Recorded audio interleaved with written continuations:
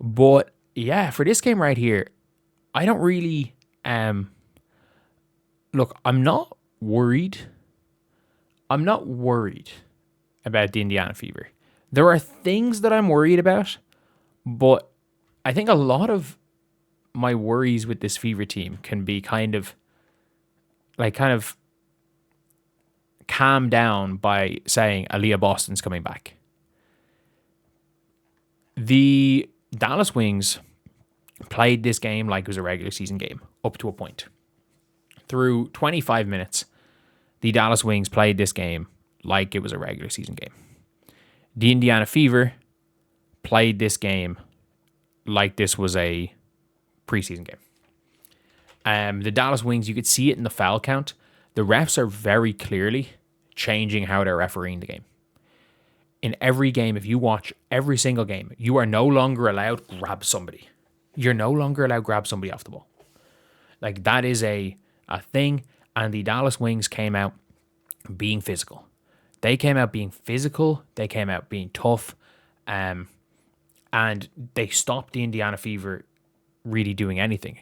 The Indiana Fever ran no sets. They ran no defensive actions. They literally allowed the Wings to get everything they wanted. And this is a team that is coached on the defensive end by Breanna January. This is a team who, we've seen it in practice.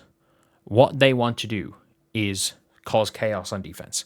They want to scramble on high ball screens. They want to refuse screens and force long passes. They want to cause chaos on defense. Today, we saw the Indiana Fever. This is how the Indiana Fever played screens today. Did they play hedge and recover? Nope. Did they play switching? Nope. Did they play blitzing? Nope. They played Christie sides, run into the screen. Defense. The help defense was non-existent. I don't know if it was by design or not, but the help defense was literally non-existent. This version of Indiana Fever's defense will not be there. Like, the Dallas Wings either had an open three or an open layup every single possession. Like, this version of the Indiana Fever's defense is not something that we expect to see in the first regular season game. Like, it is what we don't expect to see. And we saw it with the Wings, where it's like AZ Fudd was getting cooked on the defensive end. And the Indiana Fever just didn't go. The difference is that, like, whether it was Shatori or Walker Kimbrough, they did it for Caitlin for a while. They just went out with we're just going to punish the worst defender. That is what the Wings went out to do. And the Fever were like, we're not even going to try to run anything to stop you out of that. We're not even going to try to take you out of that offense. If you want to just go ISO, cool. You're not going to get this next week. Minutes-wise, like, again, Paige played 20 of the first 23 minutes. She played 20 of the first 23 minutes. They took this game, like, in preseason, Paige got a stop. I think Paige made a shot, and she's there screaming like she'd won the finals. I'm like, this was one of those things where I'm like, look, the Indiana Fever had, when it came to Paige, like, they took this really seriously. It was the first game under Jose Fernandez. You had AZ Fudd there.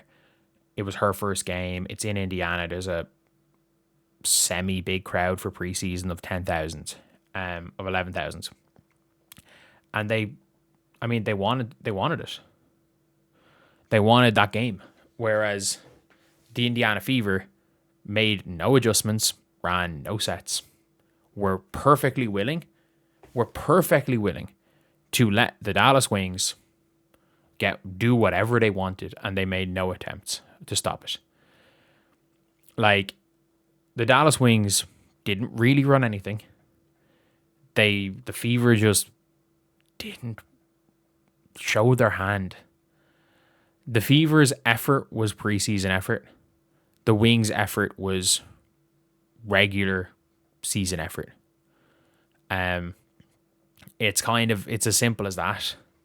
Like, when it went to bench v bench, it was what it was. But, like, you could see Isaiah James plays 31 minutes. Maddie Siegrist starts and plays 29 minutes in a preseason game. The Indiana Fever's minutes were led by Monique Billings, who they just kept on the floor because she was stinking it up so badly that she was so bad that they wanted to put her on and see what could happen. Like, it was one of the worst performances I'd seen. One thing, what I'd be okay about with the Fever is that the way the referees are reffing these games, Caitlin Clark is going to live on the free throw line. She's going to live at the free throw line. She might shoot 10 free throws a game. The way they're calling stuff right now, she could shoot 10 free throws a game. I think Maisha Hines-Allen is one of these things with she is a genuinely positive backup big. That is what she is. She is a good backup big. The problem is that she might end up being the starting power forward, which nobody wants to see. But she might be better than Mo Billings. Mo Billings, as that is the one concern out of this game. There's two concerns. Damiris Dantas looks like she's still Damiris Dantas from last year, which is like the worst power forward and the worst big in the league. She was one of the worst players in the league that played significant minutes for a playoff team. She was genuinely one of the one of the worst players that played. And she looks even worse. She looks even worse right now. Kalani Brown's available and she'll play for a minimum. Kalani Brown's available. At least Kalani Brown is 6'7" and big. Like, I don't think she's spectacular. She's big. She does something. Dantas, I don't even know if trying. She gave up 5 offensive rebounds by staring at the ball. Like, literally, I counted. She gave 5 by staring at the ball. Another real positive was KK Timpson. Like, I was all in on KK last year, then all out on KK watching her overseas. This is a new player. Like, this is not the Michaela Timpson that played in Prague. This is not the same human being. Like, she could start. Like, she could push her way into the starting spot. Like, the awareness of KK is improving so much. Like, she could actually. And by the way, if KK Timpson's starting at the 4, you're pretty fucked. But like, Shatori Walker-Kimbrough defensively got cooked, but Kiana Traylor, I mean, she hit shots. Megan McConnell just ran around and tried. I really don't like Jessica Timmons.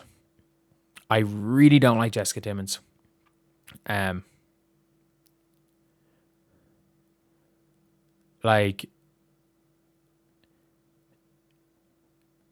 Timmons genuinely, like, the problem with Timmons is she has to take 4 dribbles before she makes a decision. Like, she gets the ball and it's bang, dribble. And I'm like, you should not need 4 dribbles to go from here to here. To move a foot and a half. It should not take you 4 dribbles. And that's something that's really hard.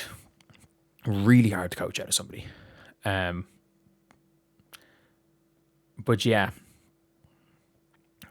Traylor, I thought, had a good game. But again, it's very different playing against Okongwu, Lindsay Allen, Grace Berger than it is playing against the starters. But yeah, that is what it is.